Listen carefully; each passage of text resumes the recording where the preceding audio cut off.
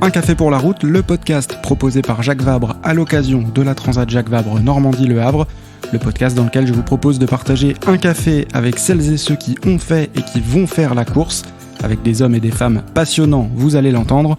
Ce café sera l'occasion d'un moment d'échange autour de la responsabilité, de la performance, de l'exigence et évidemment du partage. Bienvenue à bord. Et bienvenue au Havre, nouvelle journée de village départ de la Transat Jacques Vabre et nouvel enregistrement du podcast Un café pour la route en public sur le stand Jacques Vabre. Et chaque matin vous retrouvez à l'heure du café votre épisode inédit sur votre plateforme d'écoute préférée et vous allez même pouvoir lancer votre application de voile virtuelle préférée également parce que c'est justement notre sujet du jour. J'ai la chance de pouvoir en discuter et de partager un café avec Achille Nebout et Maxime Sorel. Bonjour à tous les deux. Salut. Ensemble. Ah, très ensemble. Achille Nebout, co-skipper Achille de Lamotte Module Création, c'est en classe 40 et par ailleurs joueur habituel des Virtual Regatta.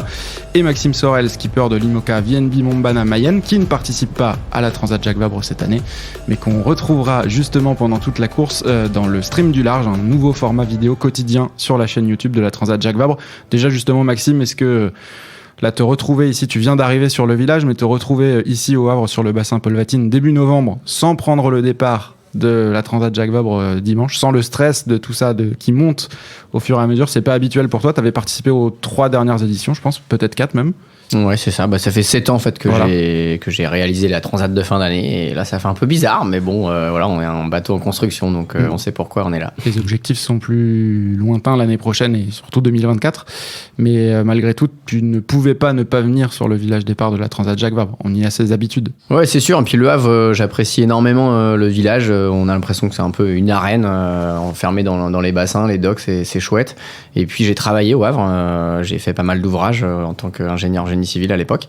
Et donc voilà, j'affectionne cette ville et je suis content de revenir sur le village. Achille, toi, t'es arrivé sur le projet de Luc Berry plutôt récemment. C'est la bonne surprise de la fin d'année 2021 pour toi, cette Transat Jacques Vabre qui n'était pas forcément au programme initialement. Ouais, tout à fait. C'était pas au programme au début de saison. Et puis, j'ai eu l'opportunité de faire la Normandie Channel Race avec Luc au mois de mai. Et on a fait une super course. On s'est très bien entendu. On a fait 2e. Donc voilà, Luc ensuite cherchait un co-skipper. Et je crois que assez naturellement, il m'a recontacté juste avant la solitaire pour m'embarquer sur cette course. Et je suis vraiment très heureux de la faire avec lui. C'est ma 2e. Et voilà, c'est une course vraiment super là, en duo. Donc j'ai hâte de partir. Et vous ferez partie des nombreux classes 40 qui peuvent ambitionner quelque chose sur cette Transat Jacques Vabre. La flotte est fournie et très homogène. Ça promet une course très intéressante. C'est une classe super là qui se développe énormément. Donc j'adore ces bateaux. Donc Achille, lui, sera au départ en mer à partir de dimanche. Maxime sera à terre. Mais Maxime, tu vas suivre de près tout ce qui se passe dans cette traversée de l'Atlantique. Déjà parce que ça va être, on l'a dit, passionnant à suivre en classe 40 et pas seulement. Et surtout parce que tu vas participer à un nouveau format vidéo, le stream du large, qui sera retrouvé tous les soirs à 19h sur la chaîne YouTube de la Transat Jacques Vabre avec Sébastien. Et toi, Maxime, tu y participeras 2 fois par semaine pour analyser la course réelle, qu'on va tous suivre évidemment, et la course virtuelle à laquelle on peut participer sur Virtual Regatta. Avant de rentrer dans le détail de la course virtuelle, qui est notre thématique du jour, un mot sur la course réelle dont on parlait juste avant. Comment tu vois, toi, cette édition 2021 de l'extérieur? Et en plus, tu as un regard expert sur plusieurs classes, parce que tu es skipper d'un IMOCA. Tu as gagné la course en classe 40 il y a 4 ans et tu as navigué en Ocean 50 cette année. Donc tu as au moins un regard de spécialiste sur 3 classes. Comment tu vois cette course-là? Et un peu d'ultime sur actuel. En plus, c'est vrai. Mais donc tu connais toutes les classes. C'est clairement une édition qui va être assez dingue dans toutes les classes. Là, on sort du Vendée Globe, qui a quand même été très très suivi. Donc la voile a gagné en notoriété, ça c'est chouette. Et je pense que ça se voit un peu là, avec le nombre de participations de bateaux qu'il y a. Je pense que clairement, à la fois sur le virtuel, mais aussi sur le réel, on va s'éclater. Donc je suis très content de participer autrement à une transat. Ça sera une nouvelle façon de participer à la Transat Jacques Vabre pour toi. Donc tu vas t'inscrire, j'imagine, tu vas inscrire un bateau bien sûr, on va faire l'IMOCA VNB Mombana Mayenne, obligé. Bien sûr, avec des ambitions. Et donc justement, Achille a participé l'hiver dernier quand toi t'étais en mer. Là, les rôles vont s'inverser. Maxime participait au Vendée Globe réel pendant que Achille jouait au Vendée Globe virtuel, jouait et performait, on en parlait juste avant l'enregistrement, 72e du classement général de Virtual Regatta sur 1 million de joueurs et premier skipper certifié de la course. C'est ça. On peut lui dire bravo déjà. On peut lui dire bravo. Et surtout, merci Maxime. Tu confiais juste avant l'enregistrement que tu te faisais presque plus arrêter en tant que joueur virtuel Ouais. en tant que joueur réel sur le village pour des autographes, Bah etc. ouais, c'est vrai que là, depuis 2 jours, je me fais plus arrêter pour ma performance sur la Virtual Regatta que dans la vraie vie. Donc bon, bah non, mais ça m'a amené une visibilité sympa, en tout cas, c'est clair. Après, mon métier, ça reste d'être un marin Bien sûr, réel. il va falloir convertir ça maintenant de l'autre côté. Donc bon, j'ai déjà fait une belle saison en Bien Figaro sûr. et tout, mais là, ouais. Mais c'est assez sympa, ouais, de voir que les gens m'ont suivi sur cette course virtuelle aussi, qui était vraiment un gros phénomène, je crois, hein, l'hiver dernier. Donc voilà, je suis assez fier quand même de ma perf sur cette course. Qui a apporté en plus un sponsor pour ton bateau réel en Figaro sur la saison. C'est ça qui est quand même Exactement, ouais, exceptionnel. c'est une histoire qui est sympa, qui a été pas mal relayée. Et oui, j'ai été contacté par un chef d'entreprise au début de ce Vendée Globe virtuel pour me sponsoriser déjà sur cette course-là. Et ensuite, dans la vie réelle, sur le circuit Figaro. Donc voilà, comme j'ai porté ces couleurs, j'ai essayé de donner mon max sur ce Vendée Globe. Voilà, je me suis pas mal investi. J'ai essayé de bien comprendre les manettes du jeu. Je pourrais te filer 2-3 tips, Max, si tu veux. Avec plaisir. Et derrière, voilà, l'aventure continue avec cette entreprise Amaris d'expertise comptable. Et voilà, ils m'ont suivi en Figaro, ils vont continuer l'année prochaine. Et on écrit une super aventure ensemble. Et voilà, c'était un beau début d'histoire. Est-ce que tu avais déjà l'habitude de participer à des courses sur Virtual Regatta auparavant? T'es un joueur habitué? Assez peu. J'ai fait un Vendée Globe, je pense, en 2008, je crois. Le jeu avait beaucoup changé d'ici là. Donc non, je sais que c'est un jeu qui a tendance à me rendre assez accro. Donc j'essaie de pas trop me lancer dedans.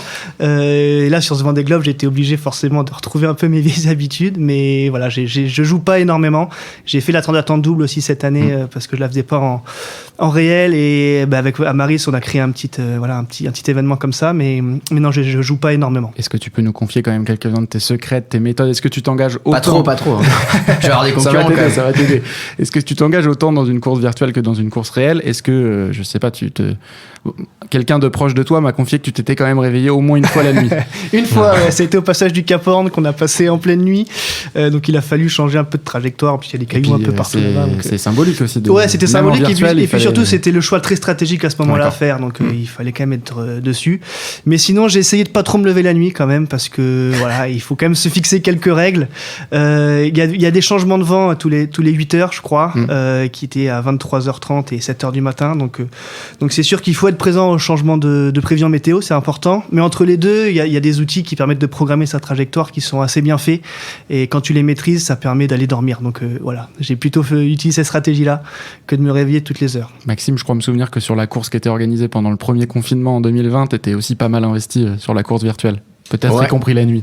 Ouais, effectivement. Et puis j'étais aux avant-postes la moitié de la course. Bon, on a pris une option qu'a malheureusement pas payée, mais non, c'est vrai qu'on se prend au jeu, on s'imagine aussi un peu en mer, donc on travaille les fichiers météo et c'est un peu comme si on était sur la Transat, mais sans l'être. On est quand même assez confort à la maison.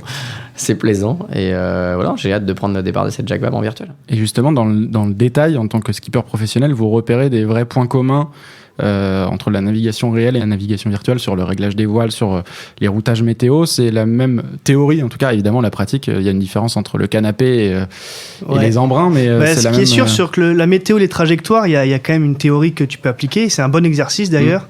Voilà, quand est-ce qu'il faut virer dans un front, comment tu contournes un anticyclone, comment tu traverses une dorsale. Enfin voilà, il y a des trucs assez théoriques de trajectoire qui marchent bien. Et c'est des bons exercices pour nous de faire ça, même si voilà, c'est pas tout à fait comme dans la vie réelle, parce que les fichiers météo sont jamais exacts.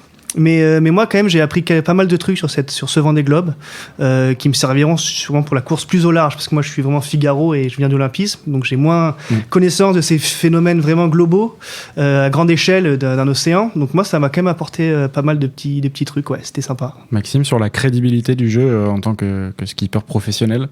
Ben non, c'est une vraie école, même pour des gens qui font pas forcément de la course, qui font de la croisière, d'essayer d'aller comprendre, et puis ils sont en train de faire avancer leur bateau, et du coup le bateau il se retrouve parfois face au vent, et donc non, c'est vraiment sympa. Mais c'est vrai qu'on voit de plus en plus de joueurs, 1 million sur le Vendée Globe, c'est juste dingue. On imagine une vraie flotte avec 1 million de personnes. Tous bord à bord. Tous bord à bord, ouais. Donc non, je pense que voilà, les gens peuvent se prêter assez facilement au jeu, même sans avoir trop de connaissances, et c'est la force du jeu, quoi. Le fait que Achille ait trouvé un sponsor réel sur la course virtuelle, c'est une preuve. On en a parlé de la crédibilité du jeu. Il y en a une autre qui sera pour 2023, puisque parmi les participants de la Transat Jacques Vabre 2021 sur Virtual Regatta, l'un aura la chance d'être sélectionné pour participer en réel à la Transat Jacques Vabre 2023 sur un bateau peut-être un de vos bateaux, ce serait sympa de pouvoir embarquer le vainqueur de cette opération dans 2 ans. Ouais, il y a des gens très très forts dans ce jeu. En tout cas, moi j'ai un peu intégré cette communauté pendant le Vendée Globe. J'ai reçu plein de messages sympas et je me suis aussi posé des questions aux top joueurs parce que je débarquais un peu. Et c'est une communauté vraiment très très sympa. Ils partagent beaucoup et je pense que qu'ils sont vraiment calés en météo et tout ça. Donc après, sur un vrai bateau, on va voir ce que ça donne. Mais en tout cas, il y aura une belle bagarre pour le vainqueur de cette course, ouais, c'est clair. Il y aura de la place sur l'IMOCA VNB Montbana Mayenne. Il va falloir demander aux sponsors, je sais pas, mais au moins pour venir naviguer peut-être. Ouais. Pour finir, messieurs, la question habituelle à la fin de ce podcast, est-ce qu'un café, c'est conseillé pour la route ? Est-ce que Achille t'embarque du café à bord ?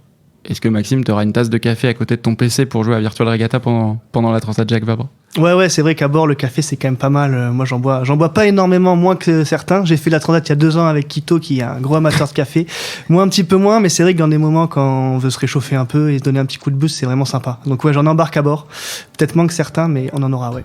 Moi, j'en bois pas beaucoup, plus à terre, quasiment pas en bateau. Et plutôt du thé, tisane, du maté, voilà. Vous avez tous les deux réclamé un café quand même avant l'enregistrement du podcast. Oui, parce qu'il est bon le Jacques Vabre. On peut pas faire autrement que de le goûter. Bon, merci beaucoup messieurs et on rappelle donc le rendez-vous à partir de lundi 8 novembre, le stream du large tous les soirs à 19h sur la chaîne YouTube de la Transat Jacques Vabre avec très régulièrement Maxime Sorel. Et puis pour Achille, ce sera le grand départ dès dimanche 13h27. Merci Achille, merci Maxime. Merci à toi. Merci, à très vite. Dès demain, je serai en compagnie de 2 autres invités et j'aurai de nouveau le plaisir de partager avec eux Un café pour la route, le podcast proposé par Jacques Vabre à l'occasion de la Transat Jacques Vabre et enregistré au Havre sur le village départ de la course. Ce podcast est réalisé par Mathieu Viguier et Louis Chabin et produit par Podio. Vous le retrouvez donc sur podio.fr et sur toutes les plateformes d'écoute, Apple, Spotify, Deezer et les autres. Un nouvel épisode est mis en ligne chaque matin pour accompagner votre café. Pensez à vous y abonner pour ne pas les manquer et n'hésitez pas à noter, commenter le podcast et surtout à le partager sur vos réseaux sociaux. À demain.